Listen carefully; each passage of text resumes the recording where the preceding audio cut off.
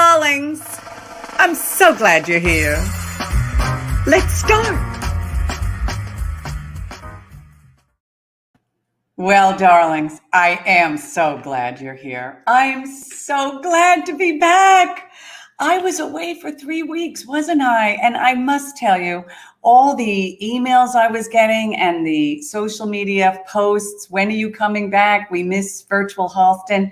It really meant everything to me. So thank you so much, but we are back. I have a lot of darkness in my apartment today because I wanted it to be spooky. Yeah. And I want to, of course, mention my autumnal centerpiece. I just like saying that, autumnal centerpiece. Oh, the legend is back, Todd Foreman. Can't wait to hear all the movie dish. Well, I do have some movie dish. And of course, I've got my devil horns on. We're so thrilled that Bill Irwin is with us. I mean, he's so singular and so fantastic. Many of my friends know in the 1980s, I was obsessed with Bill Irwin. I thought I was going to become Mrs. Bill Irwin because I'm delusional. And I thought I was going to be Mrs. John Lennon, because I'm crazy. Ultimately, I became Mrs. Ralph Howard, and that was lovely, just wonderful. But anyway, we have him on the show today. We have so much to get to. I hope you liked our, gosh, those horns are everything. They sort of are, aren't they? I'm so happy people are back. I do want to mention that I am also hosting this wonderful event on November 9th, Rockers on Broadway, Joan Jett. Yes, there we are. And it is going to be fantastic. My dear friend Lily Cooper, Michael Cerveris, Randy Rainbow, Joan Jett, Cyndi Lauper. This is going to be an extraordinary event. And it is going to be benefiting the Path Fund, which is a very big supporter of arts education. And speaking of arts education, if you need to know anything about the arts, who do you go to? My producer, Jim Caruso. Where are you, Jim Caruso? There you are. Oh my goodness, I love it. It's a knitter. Oh, look, I am so ready for this show. Look at you. This is fantastic. It's glitter and be gay. Glitter and be gay. Yes. That was my yearbook name. Hi. Glitter and be gay. Hi, honey. I'm so happy to be back. I can't tell you. Me too. And here's what I'm in a tizzy. I'm very excited about the show today.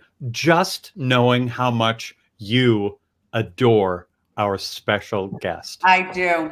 I know you do. I really was gobsmacked by him, as many New Yorkers were. Absolutely. Yeah, I mean, I remember seeing The Regard of Flight, which I just rewatched recently. And I urge all our viewers, it is, I believe, on YouTube. You must watch it. I mean, if anyone is interested in performance, they should see. And of course, there's largely New York and the Harlequin studies. And there's just so much that Bill Irwin has done. But those pieces were so extraordinary. And they took New York by storm. But I was also just... He's beloved. Yeah, he is beloved. But I just thought he was just... I just thought, well, I just have to know him. And I do remember where he was living at one point. And I remember walking the block. And I thought... Don't tell people that. I'm still... Don't tell people that. It's sad. It was sad. No, it was sad. But I was also downtown at that point because I was doing Vampire Lesbians of Sodom. Yeah. But, I was... What can I say? It was a fervent and rich time creatively. It really was. But you're being so creative now, Julie Lynn. You just made a movie. I just made a movie in a pandemic, in a global pandemic. Well, what was that like? How do you do scenes with people? Very strange. First of all, it's called The Sixth Reel. And it was written by, of course, my sort of partner in crime, in many ways, Charles Bush. He's the star. I was number 2 on the call sheet. I like that. I like being number 2 on the call sheet. And fantastic cast. Margaret Cho, Tim Daly, Andre DeShields, Richard Beacons, John Conley, and Katie Huffman. I mean, just fantastic people. Dee Hodes. It was just fabulous. And COVID safe, like you would not believe. We could not go out, no socializing. You had to eat in your room, go to your hotel room, no socializing whatsoever, no going out. You could take a walk by yourself with a mask, but no going out to a restaurant, no nothing, okay? So it's like my life. It's like my social life. There's your life. We were masked. We had shields. We had to be socially distanced at all times. There were COVID, Nazis, really. They were very tough on us. You couldn't walk into the studio without being really distanced. But here's the wild thing. Then you would go to the set, the little intimate set, and you take off your mask and your shield, and you'd sort of get into character. And one time, I remember I was so, they were really on me, don't look at this one and don't do that, and make sure you've covered and covered and covered. And then I did a love scene with Tim Daly. I mean, it was like, wait, what's happening? I thought we were COVID safe. Why is he on top of me? I didn't mind. Of course, I didn't mind.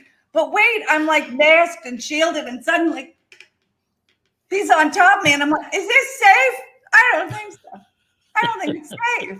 But I somehow didn't. If you gotta go. Yeah, that's a good way to go. But we were swabbed all the time. We were swabbed. Oh, I don't like the way that sounds. Yeah, no, we were swabbed every other day.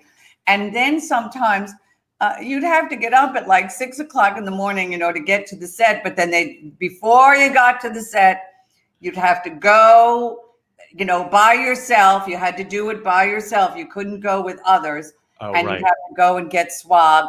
Luckily, the same nurse, they hired the same nurse practitioner to swab all of us at all times. So she got to know us very well. Lucky her. Lucky Jennifer. Where and when can we see this movie? Well, of course, wonderful Eva, is asking a real question. Well, it's going to do the festival circuit first, probably next year, right? Because 2021, and it will start being submitted.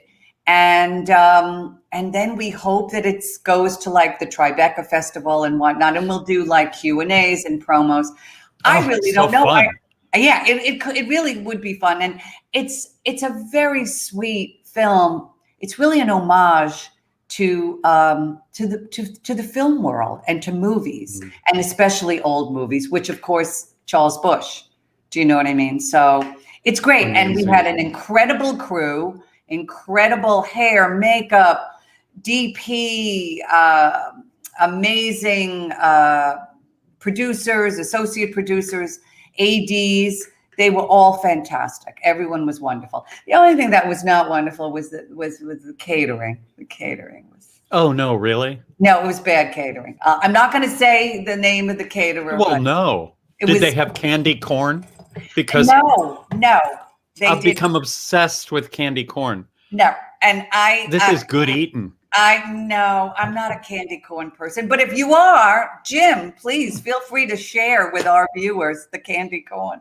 I need to do a shout out to Broadway World that just gave us a rave review. My gosh. Stephen Mosier. Oh, yeah, he's incredible. I mean, fantastic. And also, darling, what have you been doing while I was making a movie? What have you been doing?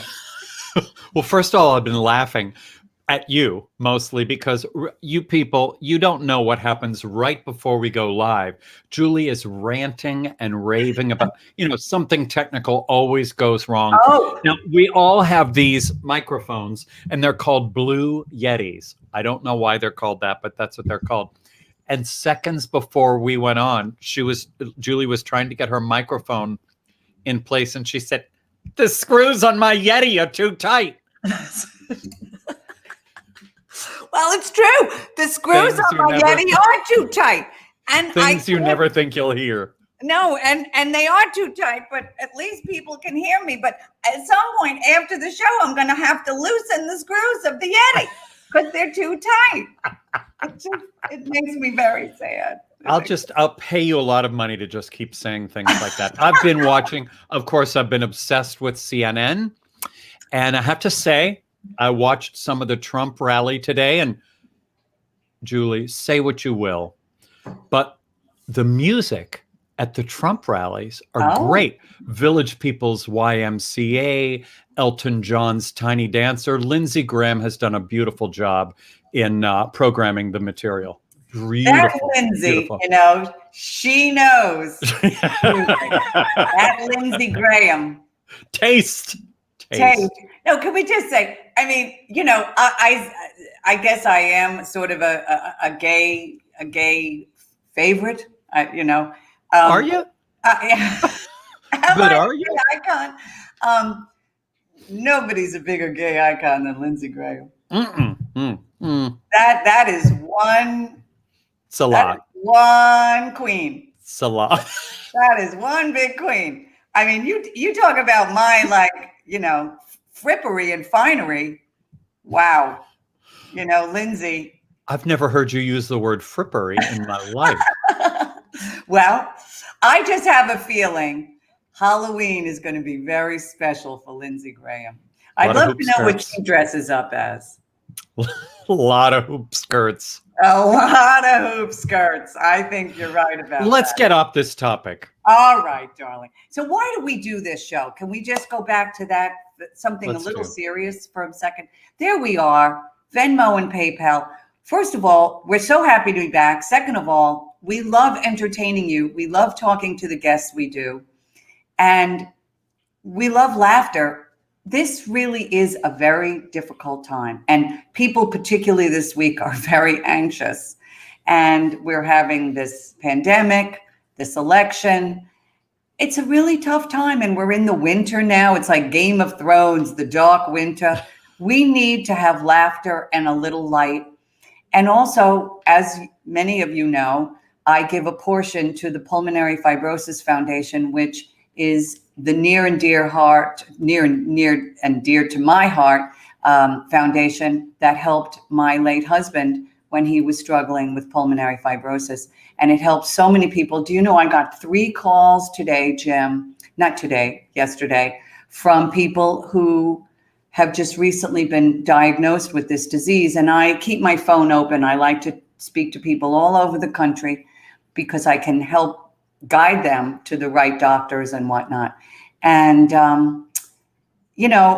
we're really, really on the precipice of some big breakthroughs with this disease. And Virtual Halston helps with that. Research, patient care, and the patients themselves. You've done so much for them. They've put you on the board. I am on the board now. I love that. Yeah, we've raised millions of dollars over the last X amount of years, and I'm really proud of it. It's something very near and dear to my heart. So please feel free to tip us. It's Halloween. Instead of candy corn for me, you can tip, but give the candy corn to Tip Jim. away. Tip away. Thank you. Now, Thank you. Let's bring Ruby in. Yes. People love to know what Ruby's doing because she's running the world. Ruby, where are you, darling? Hi, Julie. Happy season 2. Ruby's in Nashville still, right? Yes, I'm still in Nashville. I drive back to New York tomorrow, though, so it's just me alone in a car for 12 hours. But I came down here to vote because it was my first time voting, actually, and it was a really incredible, powerful experience. And so I just figured no excuses. I have to get down here one way or another. Fantastic. And darling, I've been watching a lot of your videos and whatnot. I've learned so much. I can't tell you, Jim. I really, she's really on it.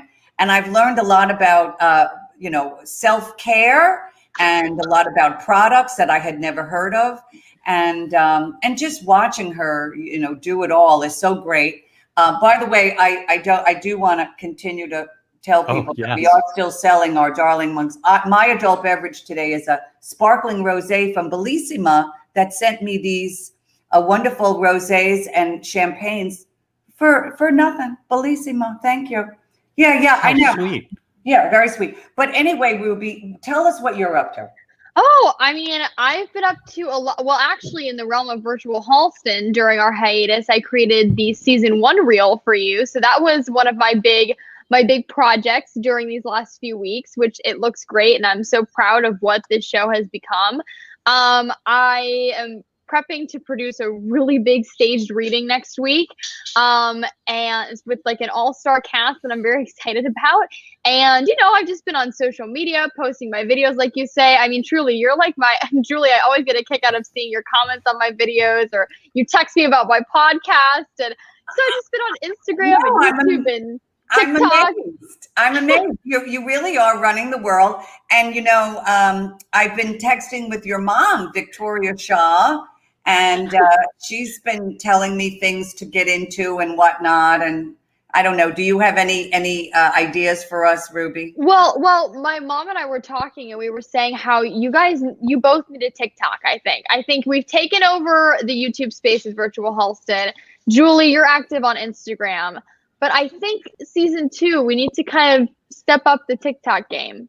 Wait, the TikTok. That's the Sarah Cooper thing. The TikTok. Do I have to get on the TikTok? I think you have to get on the TikTok.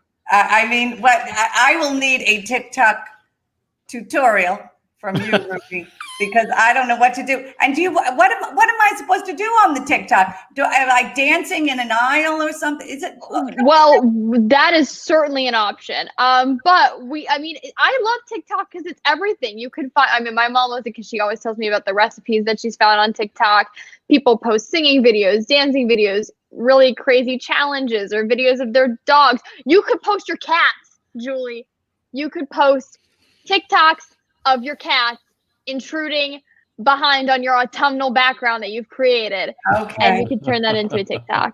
Really? Is this something that people want to see? I mean, Eden says Julie on TikTok is all we need. Eden. Oh, really? Julie on TikTok is what we will need. All right. I will consider the TikTok. Apparently it's very timely. The TikTok is timely. I thought it was being banned, but apparently it's not. Apparently it's still alive.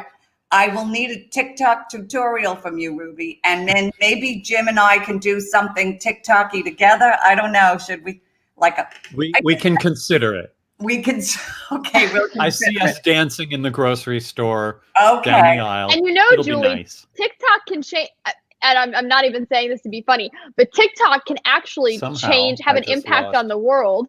And I think you could do something with it too. But do you remember, not to go back to politics, but quickly, do you remember at the Trump rally when nobody showed up a few months ago? Yes. That was because teens on TikTok started a trend telling other fellow teens to go buy tickets and not show up. Okay. Well, all right, Jim. Reason enough. That's it. Okay. Well, this is fantastic. Now, our guest today is Bill Irwin. He's a very, very singular talent. And I cannot wait to talk to him, and we will be in minutes. But I have another singular talent that I have been listening to for quite a while. Can you just bring up the CD Sure. I've listened to for a long time? I haven't. Oh, there she is, Mary Schneider. Wow. Mary Schneider. Yodeling the classics. Yodeling the classics. Now, I think I gave you some audio, Ruby. Yes. This is a singular talent, and I love the idea of coming up with that concept. Let's yodel, and let's yodel Brahms and Schubert and the classics. Let's listen. Take a listen.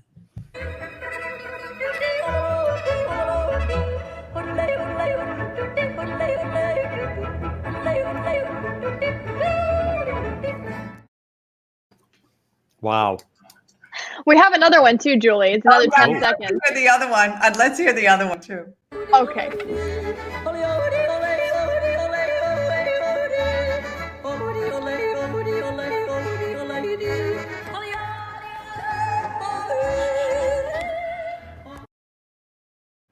Can Mariah Carey do that? That is unbelievable. And somewhere Brahms is not happy. She is, and I quote, Australia's queen of yodeling. Who's gonna fight? Who's gonna argue? Wow. Very nice, Julie. I found this. Well, my late husband was obsessed with so many different forms of. I need more alcohol for this. He was obsessed with global, lots of different music from around the world. But when he found this CD, I love that this is Ralph's. I didn't realize that. Oh yeah, no, it was Ralph. This was Ralph's. Yeah, this was Ralph. It was. Mary Snyder yodeling the classics. Oh, Mary, call us, Mary. Yeah, we'd love to have you on the show. And I hope if you're enjoying, please feel free to tip us. Again, Venmo, PayPal. We're back in business and we're so happy you're here. But I think it's time for us to actually bring on our guest. Don't you think? I know it is. I first encountered Bill Irwin. I'm going to take my devil horns off because, You want to look good. You want to look nice. Yeah, well, he's an artist, Do you remember the first time you ever saw Bill Irwin? Oh, yes. Well, I saw Full Moon. Yes. Yeah. And it was life-changing because, as you know, I had clowning background. I don't want to talk about it.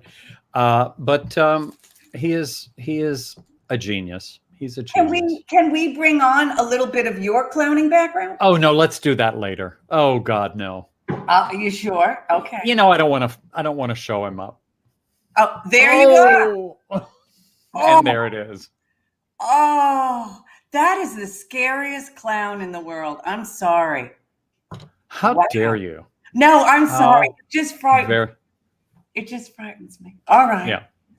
Well, there you are, Jim. Well, I first saw Bill Irwin in The Regard of Flight. I flipped out for the show, like most of New York. And I had friends in San Francisco say, hey, we knew this guy. He was part of the Pickle Family Circus here in San Francisco. And he's such a transformative and exceptional talent. Honestly, there really is no one like him. He's a creator. He's a writer. He's a director. He's an actor. He's a historian. And he's a clown with a MacArthur grant. He's just singular. Can we welcome the great Bill Irwin? There you are. Virtual. How are you? There you are. Wow. So can you hear me? You look great. Everything is great. You're very kind. You're very kind. I hear you. I see you. I see you with and without the horns. Yes. Well, I just thought if we're really going to talk about someone's real career, we don't need the horns, but they're here for levity. So I have so many questions for you. Me too. First of all, how is the family doing during this time? It's a difficult time. What a blessed question. We're very lucky. My wife, my son, and I are all healthy and good. My son has, until quite recently, been able to keep working on a part-time basis with the company he works with, but that just came to an end. Yeah. We've done okay, but now, Julie, like everybody, we're contemplating the next wave, the next round. We're facing, like you said, this winter time coming. It's going to be tough. Yeah. And so we need virtual Halston. Yeah, well, thank you. It was very interesting. I, had finished doing Tootsie. Then I did my big gala for the Pulmonary Fibrosis Foundation. It was the last big gala in New York City. It really was. And because it was on February 24th, and then 2 weeks later, everything shut down.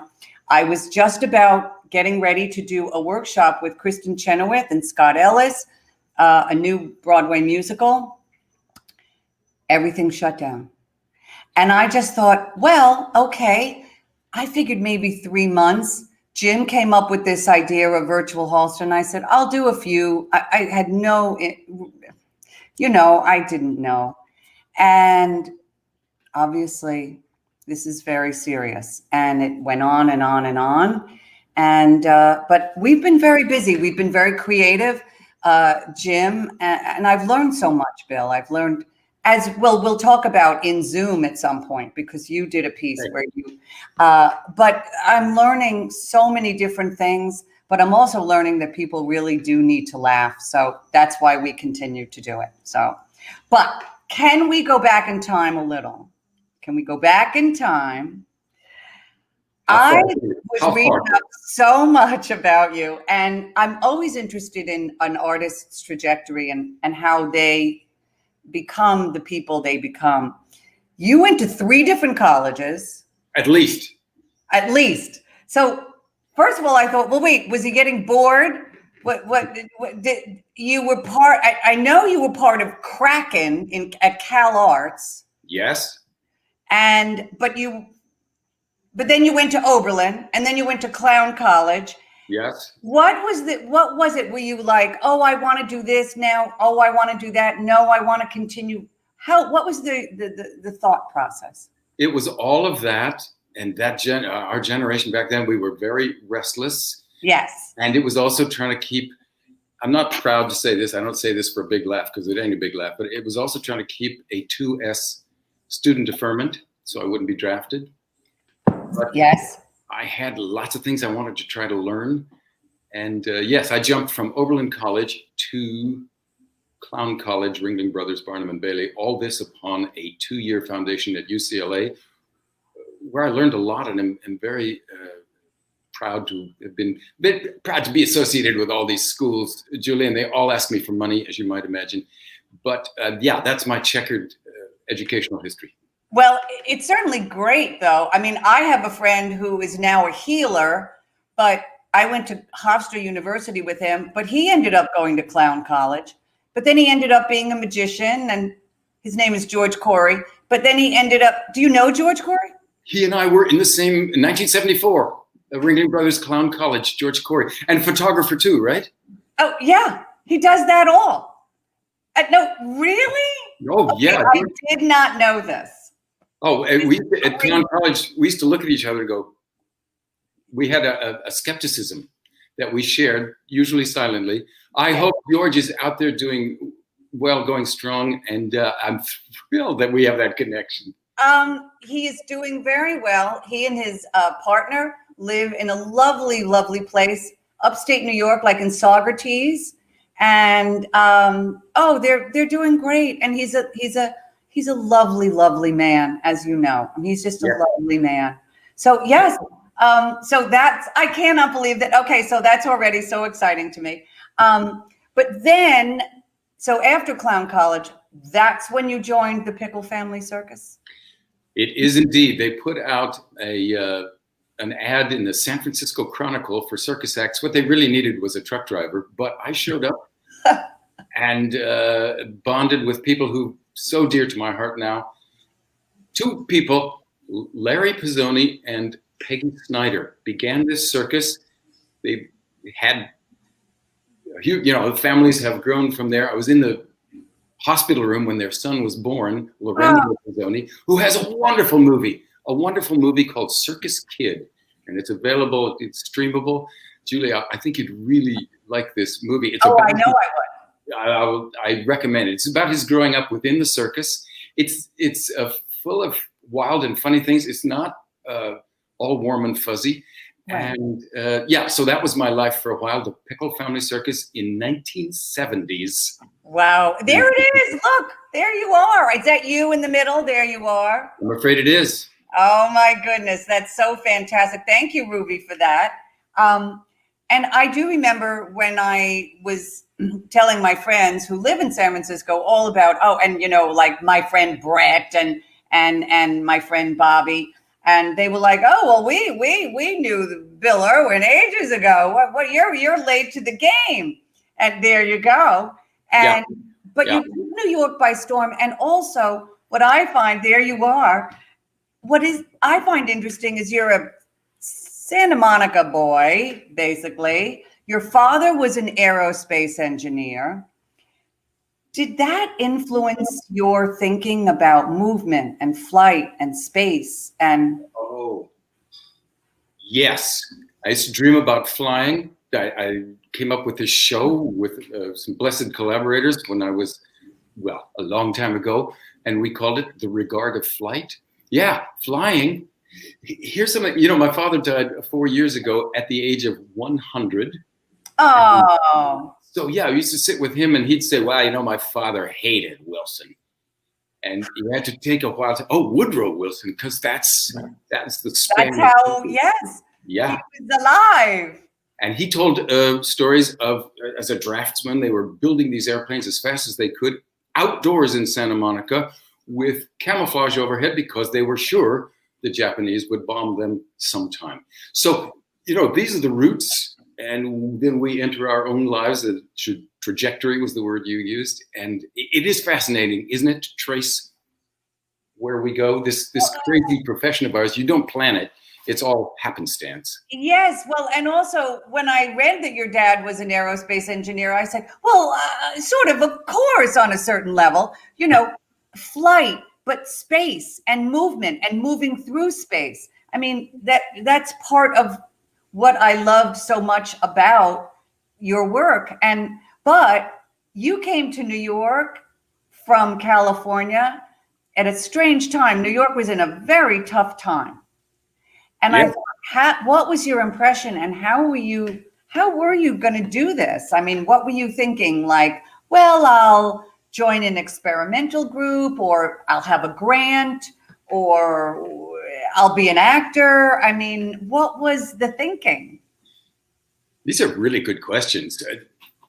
Back in that time, I kept coming to New York and sleeping on people's couches because this is where the theater was. Yes. The theater will be again sometime.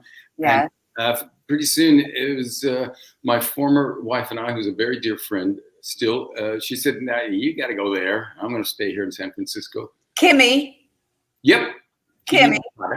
Yes. Who was a founding member of the ODC, the dance company in San Francisco.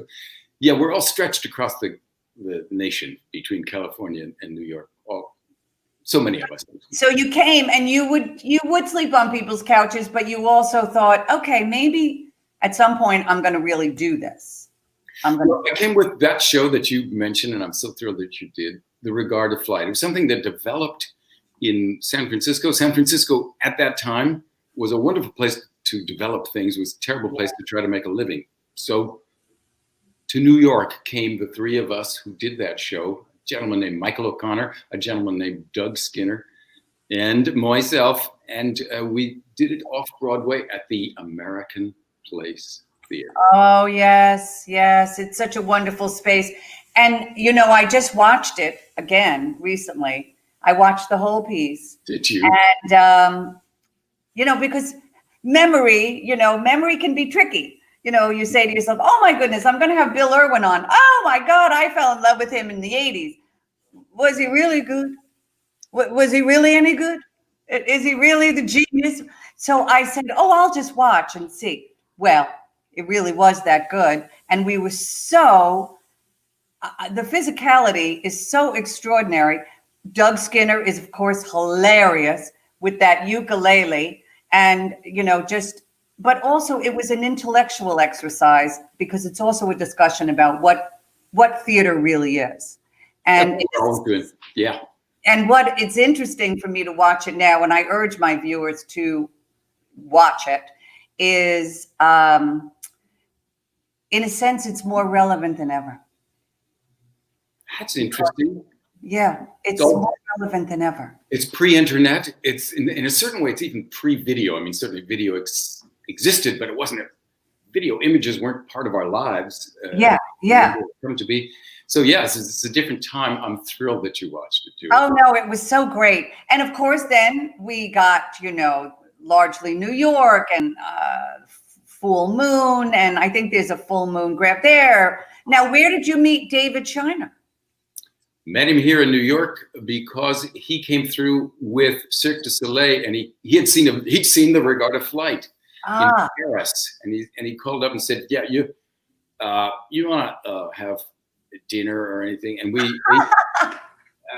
we didn't know what to do with each other. We sniffed each other like dogs. We ate at a place called the Harlequin Restaurant, which doesn't exist anymore, over on 8th Avenue, and we stayed together fitfully. Then we got cast in a movie together, a movie that Sam Shepard made and directed and starred in. And no, actually he didn't star it, but it wasn't the greatest movie in the world, but it forced Shiner and I to come up with some material. And I'll bless Sam Shepard and his body of work forever for all of that. And then Full Moon sort of grew out of that. And I was thrilled to hear you and Jim talking about it earlier. It's one of the high points, of course, of a long life. But to be on stage with Shiner, who's brilliant, mad as a hatter. I hear you. I hear you. But brilliant. And I go back and watch the video now. I think, what a choice he just made. Boy, I can't watch myself. I can only watch him. He's truly genius. And sometimes you work with people, as you know, you are more than the sum of the parts. You add up to something beyond what you do. That's what Charles and I, we were very similar. We did not take to each other right away. Is that true? Yeah, no. I thought he was a strange, aloof character. And he just thought, oh, she's just a loudmouth blonde. I don't need that in my life. And everyone kept trying to push us together. And, he really, when he was doing Vampire Lesbians of Sodom, his own sister turned him down. Like, nobody wanted to be in it.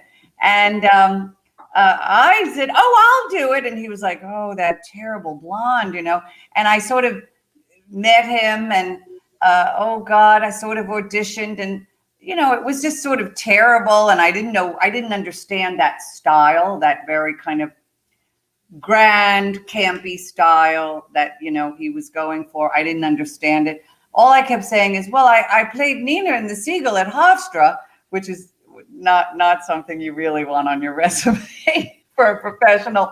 But anyway, I ended up being, his second leading lady kind of thing. And we did it downtown. And as you know, the downtown scene in the 1980s was sort of really where it was at. And it just took off.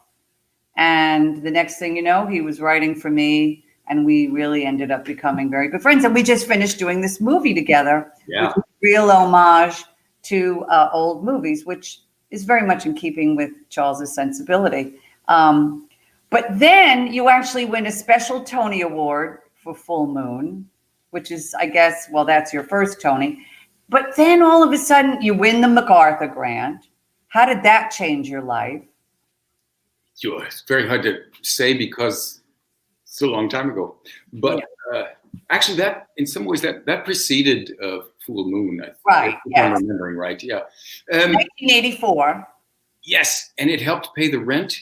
At first, and any of you who are suddenly awarded the MacArthur, you'll buy drinks and dinner for everybody, and then you realize it's an incredible thing. It's a lot of money, but it's not that much. And I tried to produce theater out of my pocket.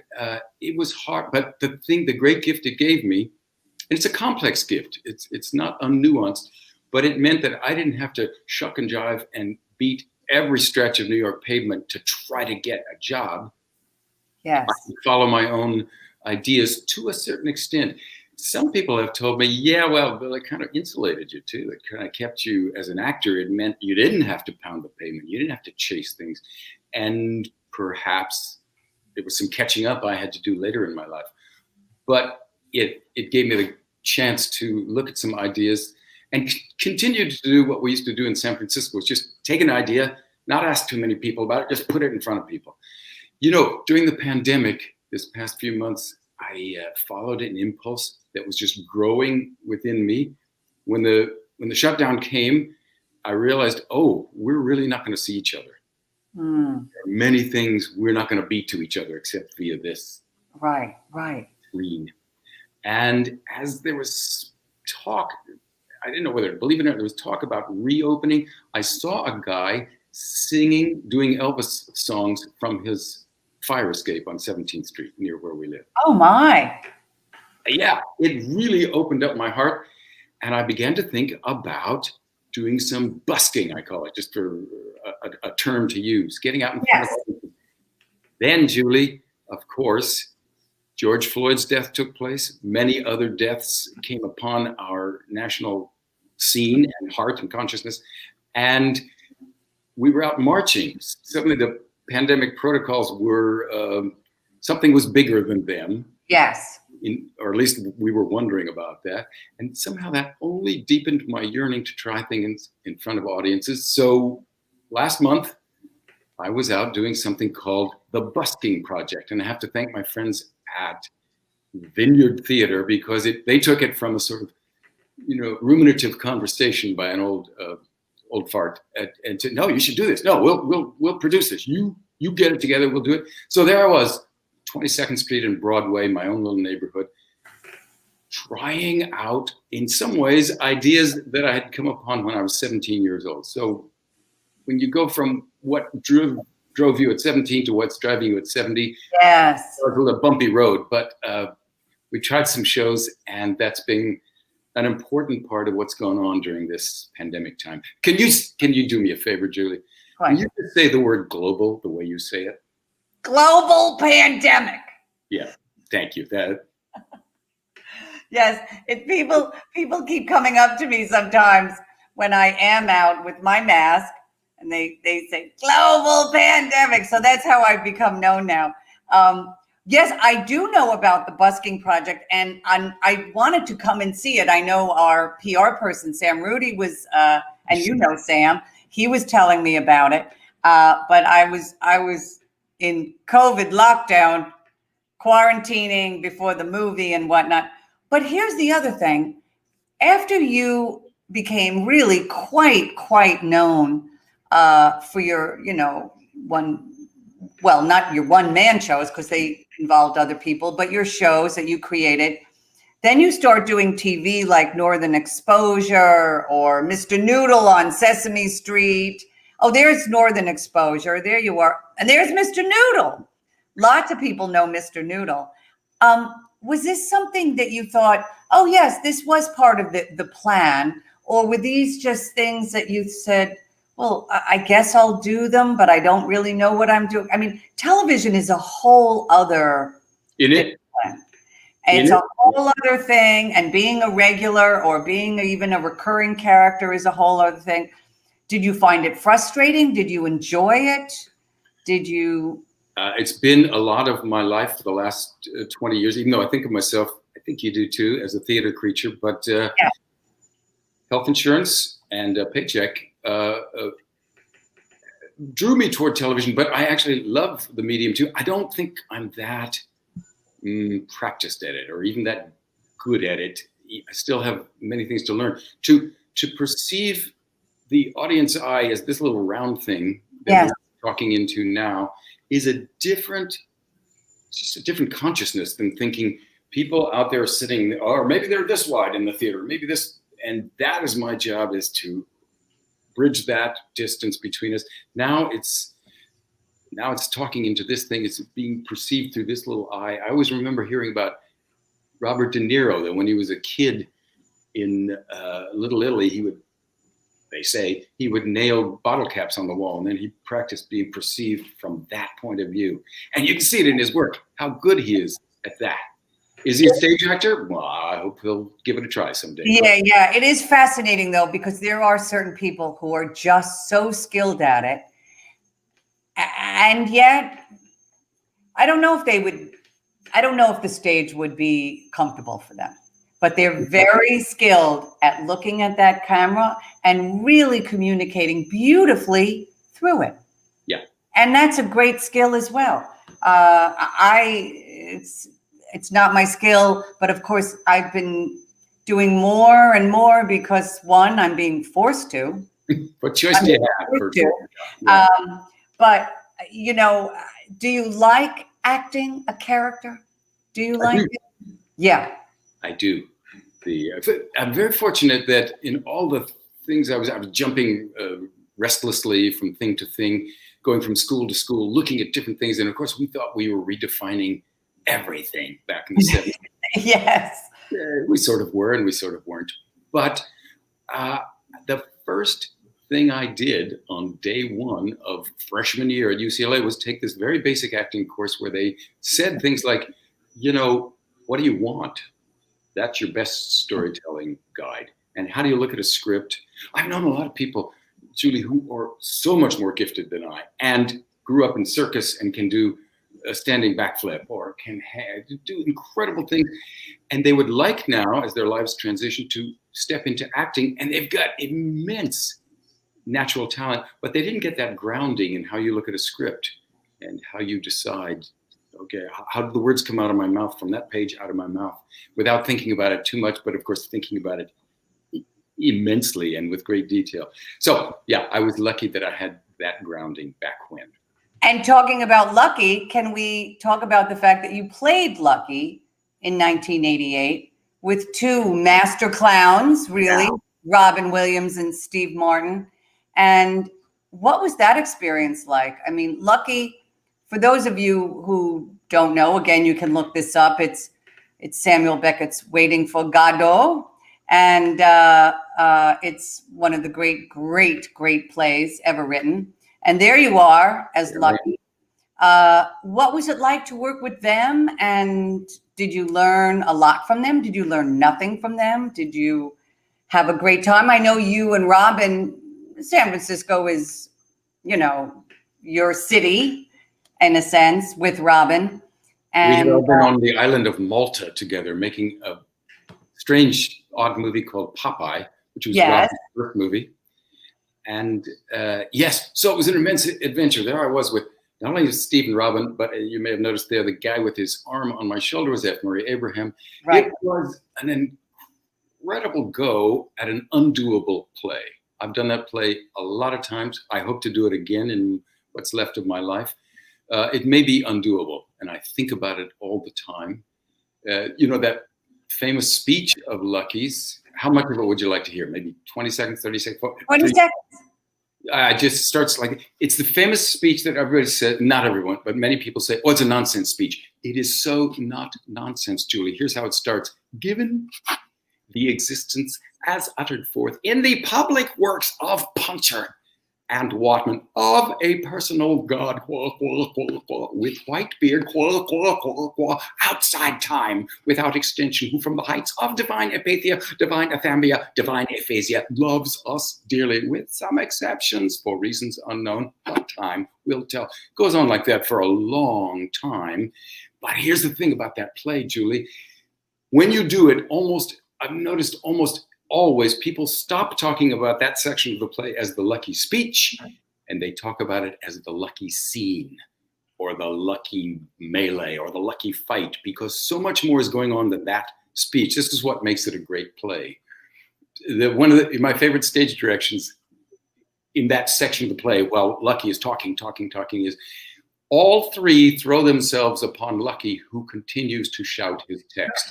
Yes. So I have memories of Robin Williams literally 4 feet above me, coming down because he was following the stage direction, make Lucky stop talking. I had more words to say, and that was our subtext. It was a great adventure. And of the words divine aphasia, you know, for anyone who knows what aphasia is when you cannot find those words, when you cannot find words. And as I've gotten older, I know a number of people who have suffered from this. And these are people who were lyricists and people who loved words, who understand words. It's waiting for all of us. It's probably waiting for all of us at some level or dimension as we take our life's adventure. Yeah. We look at everything differently as the decades go on. Yes. Well, how have you been looking at things differently? I mean, you look the same. The same. You're very kind. You obviously have good moisturizers. You obviously have good DNA, Julie. Did your parents, were they glamorous right until? No, they weren't. They were very funny, though. They were real characters. My father was right out of a Martin Scorsese film. Rudolfo Abatelli, he was Sicilian, and Rudy. And my mother was Dolly, but really Julia Madeline Gardner, Irish and German. But they loved theater, they loved the arts. And my mother was constantly dragging her 3 little girls to theater or the movies or whatever. You know, I think she was a bit of a bored housewife on Long Island. So literally, I remember going to see West Side Story when I was like 6 or 7 years old, because my mother wanted to see it and she was dragging us. And of course, we came out. We were kids, little kids. But we were like, well, that was the greatest thing we'd ever seen in our lives. And of course, the next thing you know, my mother is buying us the album. We're pretending to be Jets and Sharks, and boom, that's it. And my older sister writes vampire novels. I'm who I am. And my younger sister is a nurse practitioner who is also an American Revolutionary War reenactor. Please, I kid you not. I kid you not. It's one of the great things. And here's my great Mary story, my younger sister. Apparently, American Revolutionary War reenactors and Civil War reenactors are very, very popular, apparently, across America. And Ralph was reading the New York Times one time, and he heard was reading about a Civil War reenactor who was killed during one of the reenactments. And I called my sister. I said, Mary, I'm very concerned about you doing these reenactments. I'm reading in the New York Times about someone who died. And she said, oh, was that a Civil War reenactor? I said, yes, it was. She's, oh, well, those people are crazy. Those people are crazy. Not the American Revolutionary War. Why is it, Julie, that a story like that, an anecdote coming from your heart, from your family, which you tell rather well, by the way, why does that crystallize things for us? I'm going to tell that story for the next, via Zoom, but for the next 2 weeks, I'm going to tell Julie Halston's sister's story. Can I tell you my favorite joke of all times? Absolutely. It's one that some people watching will go, some people will go, what? But, okay. The joke. It's about a stand-up comedian, although, Julie, it could be a juggler or a clown or a dancer or a singer. Somebody out in the touring showbiz pre-pandemic time. And he does his two sets. He does his two shows at the comedy club. It's not the highest level comedy club. His career is not on fire. He walks to his little motel room because he can't rent a car. That's not in the budget. He opens the motel room. He sees the seedy little room and he thinks about his life. And he closes the door. Not long after he closes the door, there's a knock on the door. It's a sketchy neighborhood. So he looks through the door like this. He sees a really lovely woman's face. And she says, I'm so sorry. I've never done this before, but I saw your performance and I can't imagine I'm doing it, but I followed you here in case we could maybe talk about your show. And I'm so presumptuous, but I have some bread and some wine and some food, just in case I can't even believe I'm doing this. Could I just ask you, I saw your show, can I put my arms around you? And he said, did you see the 7:30 or the 9 o'clock? Does this sum a part of our souls up, Julie? Oh, please.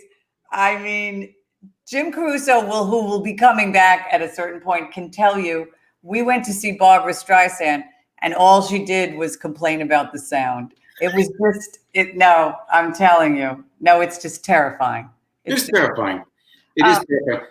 I had to learn as a young performer, I had to learn to squelch all that stuff because people come, they see you, they pay money, they invest their time, their heart, and they see. And yeah, your impulse is often to say, oh my God, you came to that one? Oh God. Right, yeah. No, they don't want to hear about the fact that you had a bad 7:30. They paid their money and they want to compliment you. And you know what you say? Thank you. Thank you. Thank you. Thank you. It's a big spiritual discipline to say thank you in life. To say thank you. Now, I will tell you, after reading your Wikipedia page and your IMDb's, I finally got to a point where I said, I can't read anymore. He's just done too many things. I got tired about reading from you a bit. Really. Yeah. It was like I got tired. But one thing I did do was I watched your Tony speech, because you did win a Tony in 2005 for Who's Afraid of Virginia Woolf. There you are. There I am. There you are. And you were very emotional. I don't know, because I don't really know you. I thought I was going to get to know you, but I don't really know you. But you don't strike me as someone who's really emotional outwardly. You got very emotional during that Tony speech. Can you tell me a little bit about what you were going through? Or it was just very moving. I found the whole thing so very moving. And one of the things you said, because I think you and I have the same agent, is you said, "Oh, thank you to my agents for their patience."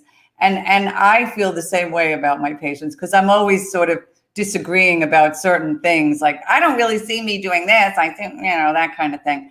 But it was a very, and you're, talking about your family and being so gracious to the other nominees, which I would urge anyone who wins an award to be gracious to their other nominees.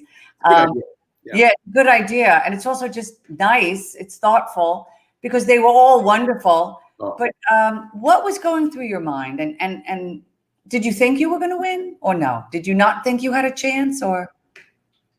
I thought there was a fair chance, because, in these things, people's time sort of comes. It has to do with the work, the particular work at hand, but it also just has to do with, that person's been in the trenches and working hard and everything. So I thought I might win. First of all, it was just the most unlikely adventure. There was essentially a circus clown, physical comedian doing this, perhaps the greatest play of the 20th century, Edward Albee's Who's Afraid of Virginia Woolf. A gift from God. I will always thank the good Lord and Liz McCann, and Mr. Albee too, and Kathleen Turner for good measure. But there I was in that unlikely adventure of doing the play at all. And then, my name was called, and here's some thanks and shout out I have to give. Liz McCann used to do a luncheon for Tony nominees, and her main pretext for doing it was to have these very kind of stern-faced producers, CBS producers, who, by the way, have gone on. They produced the virtual Democratic. Oh yeah, and that was wonderful. Those wonderful men, and they're hard as nails. But they said at the top of this luncheon, "Look, get ready. We're talking to actors. What do? You prepare. Be prepared in case you win," because they were so tired of year after year people going,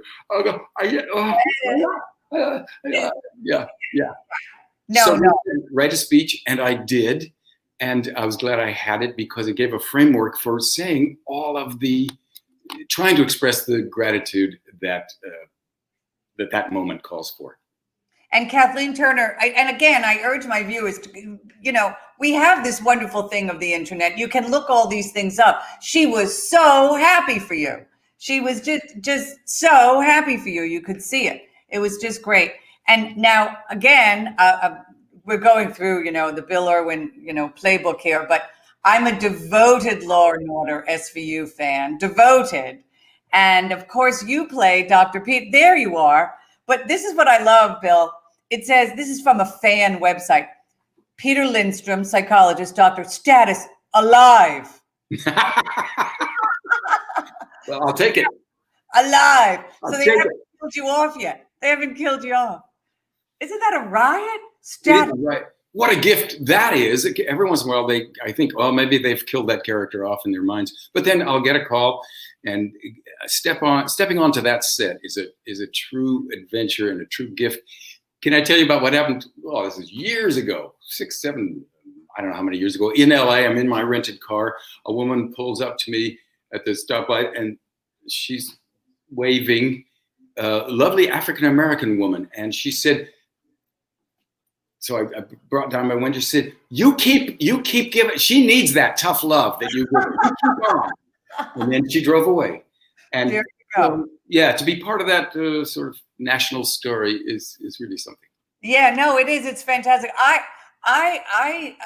never watched it in like the real time. I just watch it now a lot. But also, strangely, I find crime comforting. I find it in a pandemic a little comforting. Says a lot about me. Maybe not anything that people want to hear. But I think what it is also is that the formula is very comforting. You know the formula. You know sort of what's everyone's going to be, how they're going to react to things, whatever. You know that Dr. Peter Lindstrom is going to push Mariska Hargitay, possibly even to the brink, but he's going to push her with his tough love. So yeah, I find the whole formula very, very comforting. I love the formula. There is a formula and there is a skeleton, but the writers are so good at not making it actually, not making the expected happen every turn. Yes, there's twists, turns. Yeah. When you go back, as you say, you watch, because it's all out there on this internet to watch, you see Mariska from it's like a kid, and then the next episode you see is 18 years later, and she's Mariska of that time. It's a really interesting cultural document, isn't it? It really is. And at one point, you know, when you see the old ones, you go, who's that 14-year-old? And she's just new to the force. And now she's just bulldozing her way through and she's running the joint and whatnot. It's just fantastic. It really is. Let me remind our viewers why we're doing this. I don't know if you know about this, Bill, but we give a portion to the Pulmonary Fibrosis Foundation. And they've been so generous. We've been doing this for 20 episodes. And I've really been able to send thousands of dollars to the Pulmonary Fibrosis Foundation. So please keep supporting us.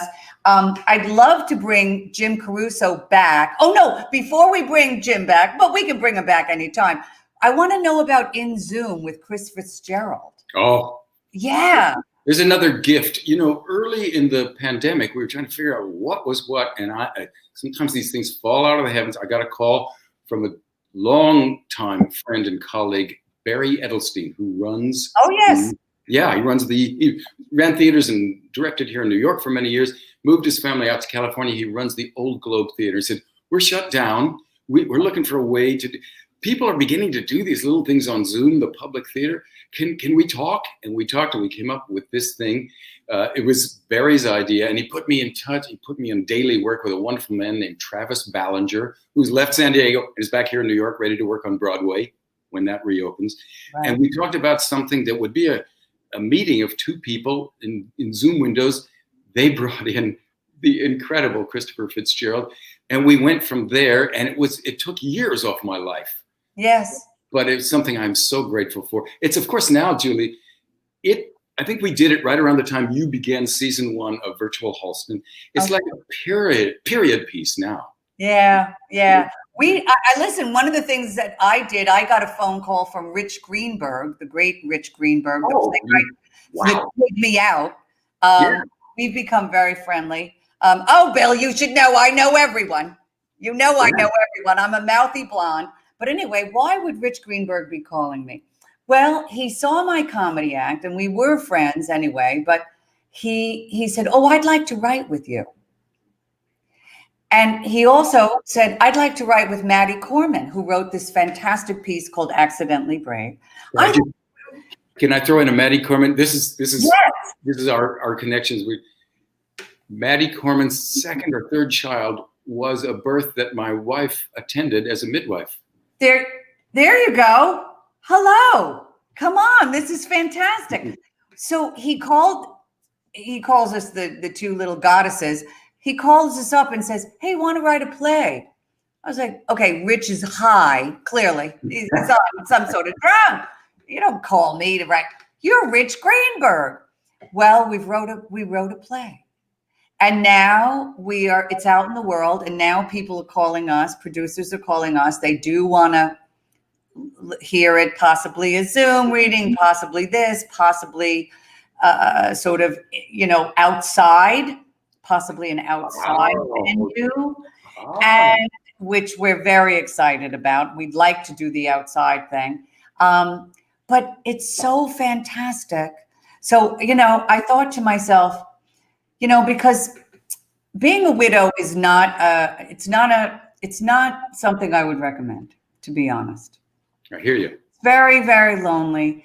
And, you met Ralph a few times. He was a very, such a supporter of the arts, and also just a fun, dear, droll, handsome man. Let me take over that sentence for you just for a minute, if you don't mind. He was the most wonderful cat. Yeah, I got to be interviewed by him. All I wanted to do was ask him more about himself, because but he was a very selfless interviewer. and so gracious. When I thought I was being so funny, I said, blah, blah, blah, blah, the catchphrase of what I thought was his station. It was actually a different station. He covered for me. He kept it very, I wanted to tell you how, what a wonderful man Ralph was in the little bit that I got to know him. Oh, well, thank you. And he really was. And for 27 years he was. And so this time when it really started, I thought, oh, I don't know if I can do this, without him. I just don't know. And it was really Jim Caruso who really said, Julie, you need to be doing something like this. And then Charles said, let's do a movie. And then Rich Greenberg said, let's write a play. And here I am. I've done all that during a pandemic. So, God bless everyone. I mean, it saved my life, So there you have it. It's a life worth saving. Yours is a life worth saving. Well, thank you, my dear. Thank you. Jim, come back in because I think Jim. I have loved this conversation more than I can tell you. What a joy. I met Bill through Liza Minnelli back in the day because of a movie they did called Steppin' Out, which was fantastic. It was, well, we'll talk about the movie in a second, but what I love so much about Bill is that the same focus that he gives the camera, that he's giving us right now, every single one of us watching feels like he's talking right to us. He gives that same energy in real life. I remember a decade after I met Bill and that movie was done, he would see me and remember and focus. And that's really unusual, Julie. That's unusual. hard to forget, Jim. You're kind of hard to forget. And no, it's many have forgotten. Yes, it is unusual. Why do you think I just call people darling all the time? That's right. It's like, oh, I know you, darling. Can we talk about Steppin' Out for just a minute? You and that crazy cast. That cast, Shelley Winters, Andrea Martin, Ellen Green, Jane Krakowski, and you. It was crazy. Like the only guy. Yeah, I was the only guy. It was the most wonderful job, I ever had. And Liza was the most incredible energy source and so generous. I mean, she wanted the movie to be good. She was struggling with so many things from within the business because there was a change. Here's my gossip. There was a change in the guard, as there always is every so often in movie land. So Paramount was shifting, and the people who had greenlighted the movie were now being replaced by people who had to prove what a bad idea it was. And Liza was fielding that, for 2 hours in the morning and the evening, and then she'd come in and be so present. She sang some songs on set. Do you guys remember a guy named Peter? I'm just going to describe him, and I think you'll know him. Wonderful pianist, rehearsal pianist, and Peter Howard. Yes. Yeah. Yes. Peter Howard lived across the street from me. Yes, he did. Well, one day he was playing, and he turned around and said, "I hope you young people appreciate this. You gotta see this all the time." He got it. He got it. Yeah. He's the guy that wrote the dance music for Hello, Dolly. Yes. I mean, iconic. And Chicago. Peter Howard lived across the street from me. Genius. Yeah, no, that's fantastic. Oh, I love that story. That's so wonderful. That is so great. Well, now, Bill, you do everything. Like I said, Jim, I read his IMDb and I was exhausted. I couldn't finish. I was like, okay. To take a nap. He's done every television show. He's done every movie. He's done please. He's done everything. I'm exhausted reading the Wikipedia page. What do you do to relax? Do you cook? Do you write? Or do you read? Do you meditate? Do you do yoga? How do you relax? As my beloved spouse would tell you, I ain't that good at it. And it, in certain parts of life, you say that with a kind of brash pride. Yes. Like a warrior. At this stage in life, because I have so many things I still want to do, I realize that's not a good skill to lack. It's just like you say, how do you empty out? I'm on the board of our co-op. If I had a prop gun, I would do a joke about that.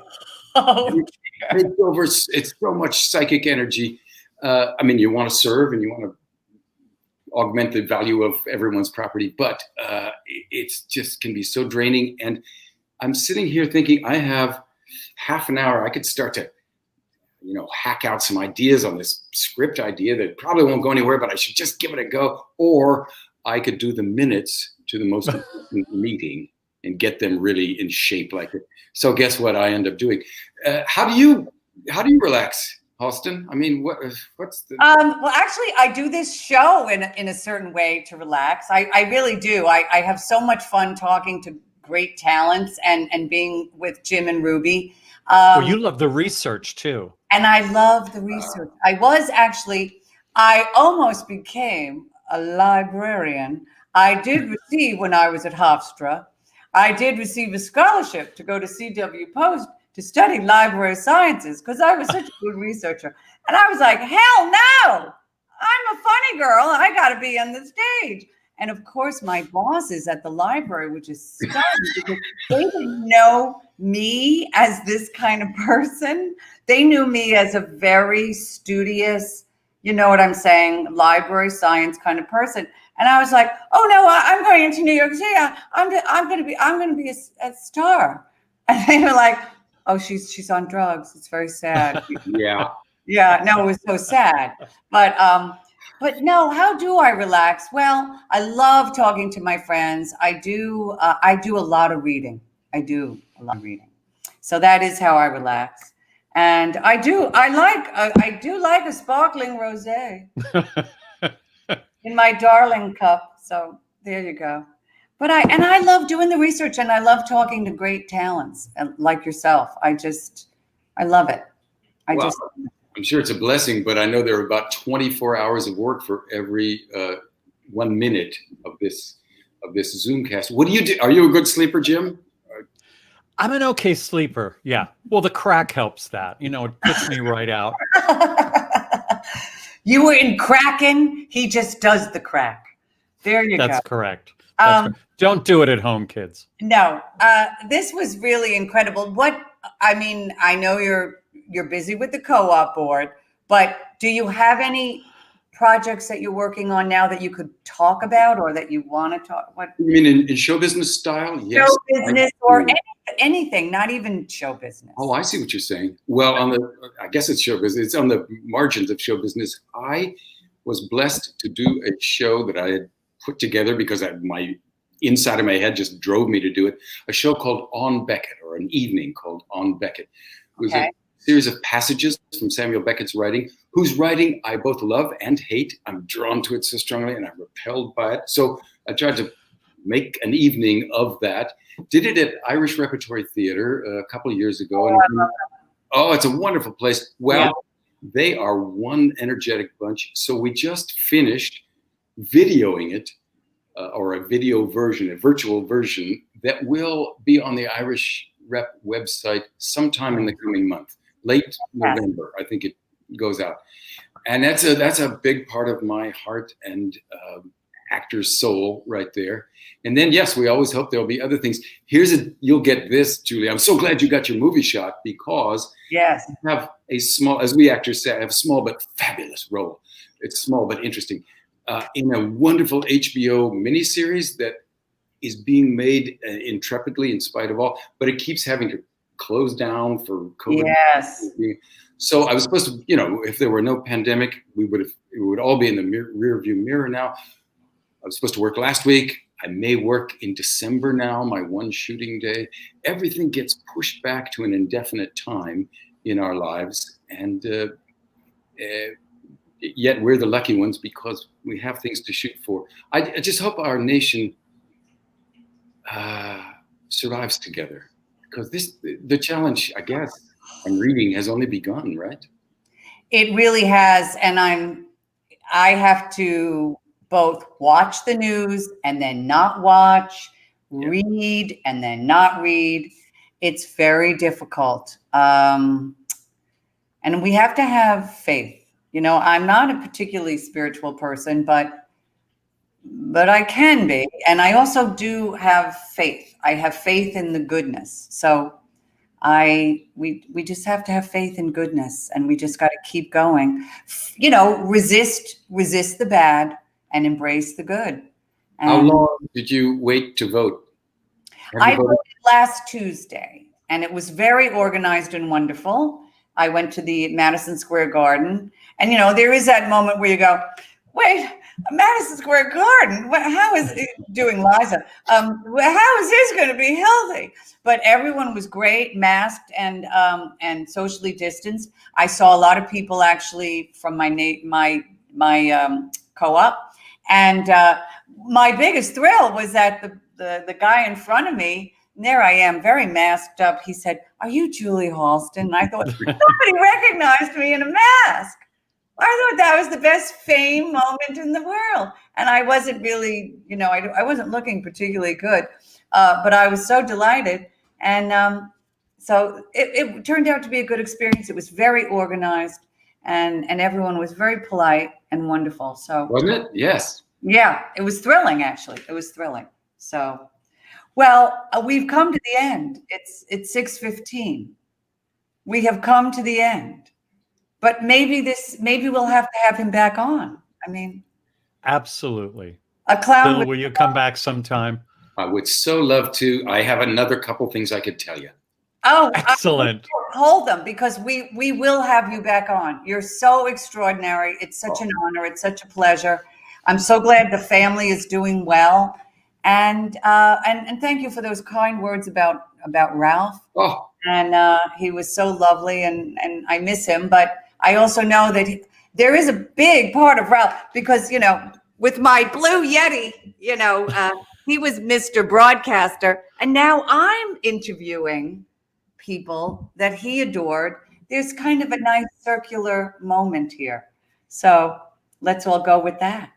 So thank you. Thank you. And next week, we have the great Margaret Cho with us. I think we have a little, yes, Margaret Cho. And there she is.